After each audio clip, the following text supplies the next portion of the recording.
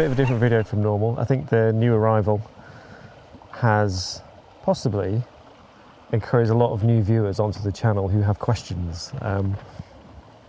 So I thought it would be good to do a video just going over the main questions that I sort of seems to be getting asked a lot recently. And then I put a post on a few weeks ago on the community section on YouTube asking if, if people did have any questions they specifically wanted me to answer. I'll do my best. So that's what this video is going to be. The first big question I keep getting asked is, what have I done with the T120? And nothing is the answer. I still own it. Sylvie, the T120, is currently in storage. I've messed something up with the wiring because the battery seems frazzled for some reason. So at the minute I need to get time to fix whatever the problem is, and then she'll be back on the channel. As I tried to explain when I bought this, did the video for this bike, the reason for buying this is that Sylvie's got 25,000 miles on her now, and I can't keep piling more and more miles on her because she just won't last. And I intend to go on keeping her for a long time, and I intend on doing the channel for a long time. Both those things can't continue indefinitely. So the idea is this is going to take some of the load off Sylvie. And then at some point, once I've had enough of this bike, it will go. There'll be another bike. The constant will always be the T120, hopefully, because I can't have just one bike for the whole channel from now until forever. It's not going to work that way. So that brings me on to this, the Royal Enfield. And one of the, well, it's not a question. I've had a few people hint at or allude to the fact that I may have jumped on the Royal Enfield bandwagon in buying this bike. That's not true at all. If you look at my first few videos of motorbikes, it's on a Royal Enfield Interceptor. And as a matter of fact, I was one of the first people in Britain to buy and get hold of an Interceptor 650 back when the vast majority of people into motorbikes were still saying they were crap and terrible and you shouldn't get a Royal Enfield. So far from jumping on it, I have a strange soft spot for Royal Enfield. I always have. And that's why I got this, because I knew I was always going to buy another Royal Enfield at some point. And this happens to be the one that I bought. So no, I haven't jumped on the bandwagon. I bought this with my own cash money, so make of that what you want. Which brings me on to the third question. Quite a few folk have asked me what my opinions of this bike compared to the T120. And I'm not sure I think it's a fair comparison. The T120 is sort of a premium top-end modern classic, and this is a more budget-friendly version. The T120 is 3 times the cost. It's not 3 times the bike, but it is definitely a lot better than this bike, which it should be. It costs so much more money, it should be better. But that's not to say that this is a bad bike. This is fantastic. If it had an extra 10 horsepower, it'd be great. What I would really like is for Royal Enfield to bring out a 500 version, because I think just that little bit extra grunt would be absolutely fantastic. Now, my own personal opinion, I think motorcycles in modern days have become toys for middle-class chaps. And they used to be bikes for sort of the working class transport. For people that couldn't afford a car, you had a motorbike. Royal Enfield, I think, put in decent bikes that look really good, are really well built, and they're putting it within the price bracket that people can actually afford. I think it's one of the best things to happen to motorcycling in a really, really long time. So I'm a big fan of what Royal Enfield are doing. I think if I was going to sum up my comparison, the T120 is a premium modern bike that's made to look like an old bike. This is more of a budget new bike built with old technology, because it's very basic. There's no driver aids or anything like that. It's just it's a proper old school motorbike. It is really a classic motorbike, just built in modern days. If you have space in your garage for both, 100% recommend it. There's such a different riding experience that I feel like you can't really swap one for the other and get the same experience. They're very different, and that's a good thing. It's a very good thing. It's another question that I've been getting recently, and I'm not sure why this has become a thing all of a sudden, is folk asking me what camera gear I use to make my videos. So at the minute on the bike, I'm using an Insta360 Ace Pro that's my action camera shots, which whenever you see the camera sort of mounted in different places on the bike, that's the camera that's doing that. I've become a bit of a convert to 360 cameras, so at the moment for the point of view riding shots I'm using the Insta360 X4, and that is absolutely fantastic for the point of view shots. I don't think a normal action camera could do what that camera is capable of doing in terms of looking like you're getting shots as you're riding the bike. I have that mounted on my chest in single camera view only, and it's pointing forward, and just the field of view is fantastic. It's brilliant. I don't think I could go back to having a camera strapped to my helmet somewhere. It's awkward, it gets heavy, it catches in the wind, whereas this, having a camera on your chest as you're riding is no trouble, it doesn't get in the way, and it gives a really nice point of view for when you're riding. So yeah, that's what I'm using for those shots. And then the 360 camera is also good for the occasional off the bike sort of shot where I want to get a strange angle that I can't really get with an action camera. So it's good for those. There's a lot of setup involved for that, but it's worth it in terms of the cool angles you can get on it. But mostly I use it for the point of view riding shots, which I say I can't really go back to using an action camera for that because it's that good. Also, strangely, it captures really good audio. I don't know, it's a league different from even the Ace Pro. It's really, really good. When you put the little foam ears on it, it's able to capture really nice audio. Obviously, you still get some wind noise, but it seems to cut a lot of it out. I don't know why that is, but it's very good at that. So yeah, I'm a big fan of the X4. I think it's a really good camera. And then for the off the bike shots, the shots when you see me potting around the campsites or messing about with the bike, those are all done on a Fujifilm X-T4, which is also my stills camera. That's a fantastic piece of kit. It's very solid, just films in 4K. Just a great camera all around, really. And that's it, that's my camera gear. I use those 3 cameras, that's it. I don't use anything else. Oh, occasionally I use a drone. I've got an ancient DJI Air 2 that's knackered. That's why you haven't seen a lot of drone shots this year, because it's just, that camera's kind of done. And if I'm being completely frank, I can't really afford to buy another drone at the minute, so the drone shots will have to wait until I have a little bit of spare cash to buy another one, because they're not the cheapest things in the world. Right, so specific questions. First of all, thank you if you left a question. It's very flattering that you'd want to hear my opinion on stuff. So I'm just going to go through them in order that people wrote them down. Steck896. Maybe some essential suggestions on video editing. I am by no means a professional. In fact, I wouldn't even go as far as to say that I know what I'm doing. I use DaVinci Resolve. I really can't give technical advice on DaVinci Resolve because I don't know what I'm doing most of the time with it. I'm just sort of fudging it as I go.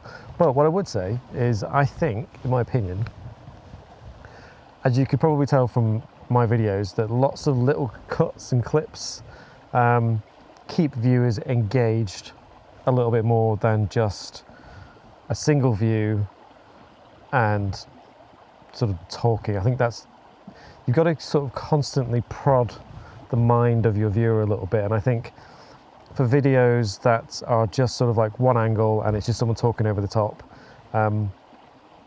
that's not that interesting for more than 30 seconds. So I would say with your editing, just make lots of quick cuts if you can, because it's a real nightmare trying to film in a way to get the footage to make lots of little cuts, and not everybody has the patience to do it. But if you can, do that, film a lot, make lots of different cuts, and that's more engaging, I think, in my opinion. Alias Mr. Hackenbacker. I mostly go out with a little pocket camera in my tank bag, so any tips on composition would be gratefully received. So unlike videography, where I would say I'm not professional, I'm a hobbyist at best, with photography, I've been a working professional for the last 10 years. So on this question, definitely a little bit more confident in what I'm going to say. So there's, I don't know what stage you're at with your photography at this moment, there are lots of videos online that can teach you the basics about composition. So if you just Google rule of thirds, that's probably the most basic and simple rule of composition that photographers sort of first learn.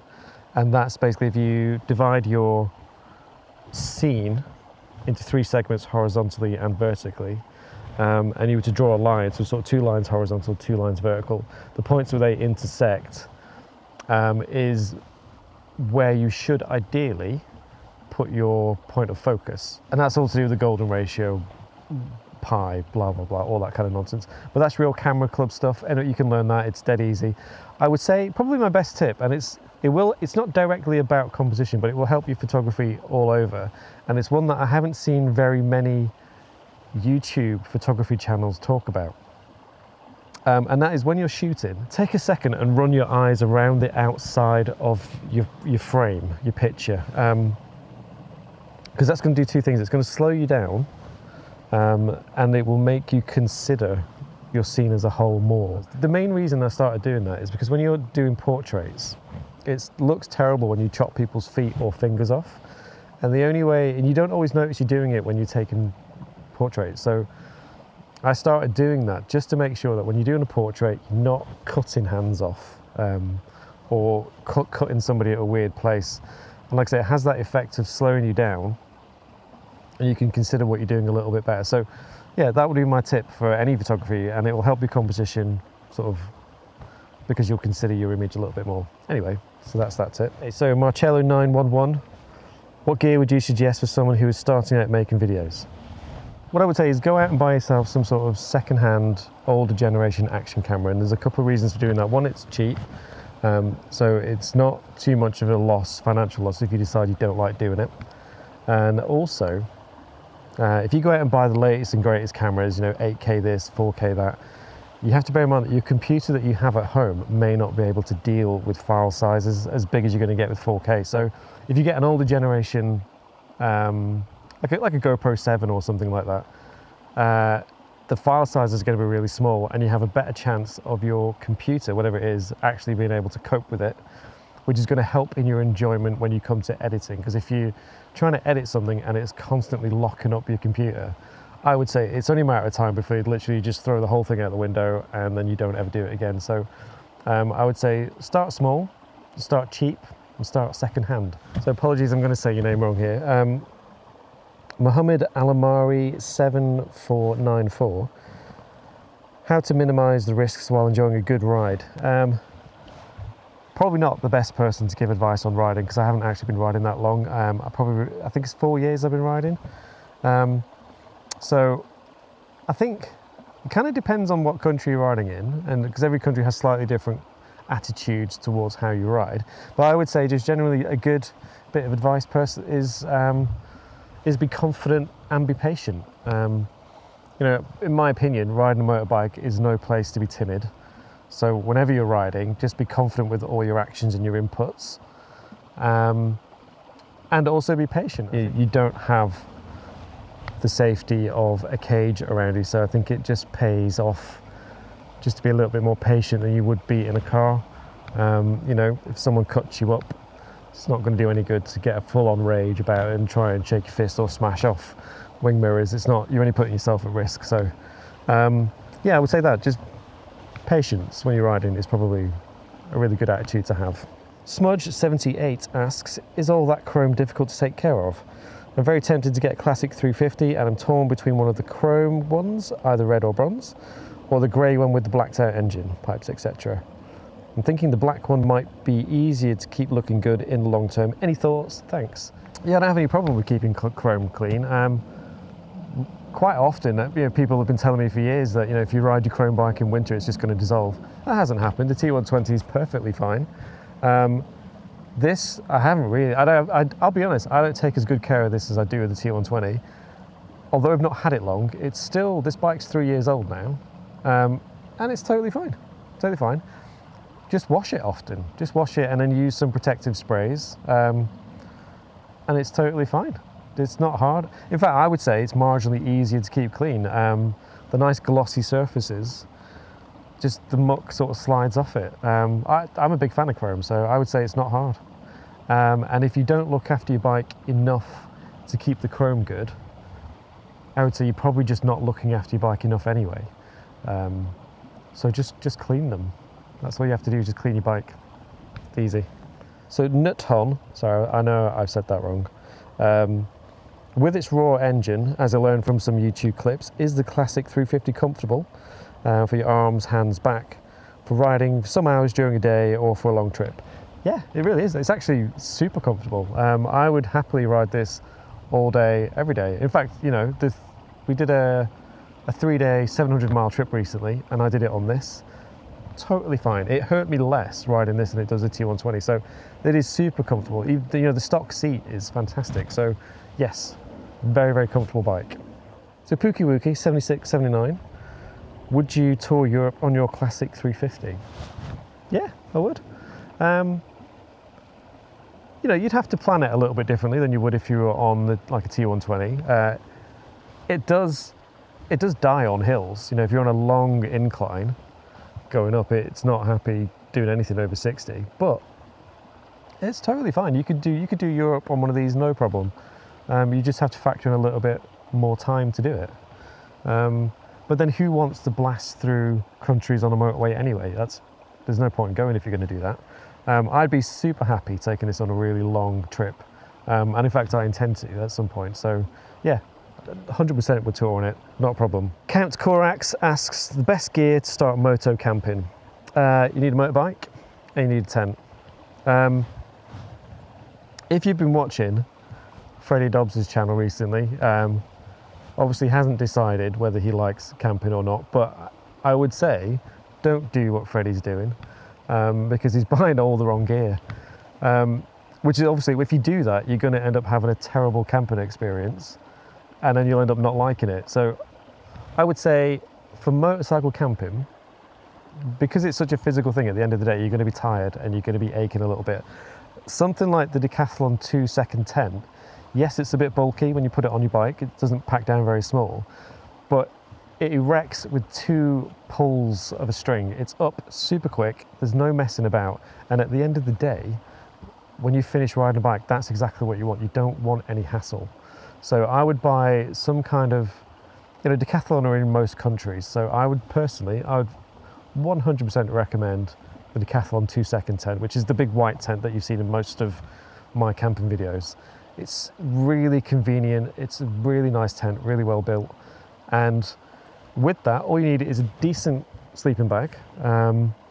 You don't have to go all out and spend like £200 on a down sleeping bag, although I would recommend it because, you know, the warmer you are, the better. And an insulated sleeping mat, and that's literally all you need if you want to do basics. The minute you start overcomplicating your camping stuff with you've got to build things or you get some like coffin style tent, you're just going to have a horrible time. And those sort of things that are a lot of faff, those are the people that are really into camping, that you're willing to tolerate a bit more crap when you're doing it. If you're just getting into it, keep it really simple. Just a no fuss tent, nice sleeping bag, sleeping mat, job's done. That's all you need. And a blow up pillow. You do need a blow up pillow. So that's it. I'm going to have to wrap it up because obviously a massive black cloud is starting to roll in. Rain is imminent. I'd like to have done this a bit more in depth, but I'm really, as you might have been able to guess, videos have been a bit thin on the ground recently, and it's because getting the days where I'm available to do a video and days where it's not raining, getting those two to line up have been almost impossible this year, and it's continuing. So as soon as I can, I'll be back out making normal videos. I mean, honestly, I've been trying to do this video for like a month now, and it's just impossible to get out. So I am trying. I'm not abandoning the channel. I'm waiting for it to stop raining because it just rains a lot these days. So with that, I'm going to bugger off because it's going to start raining at any minute, and I've got a long way to go home. So bye-bye.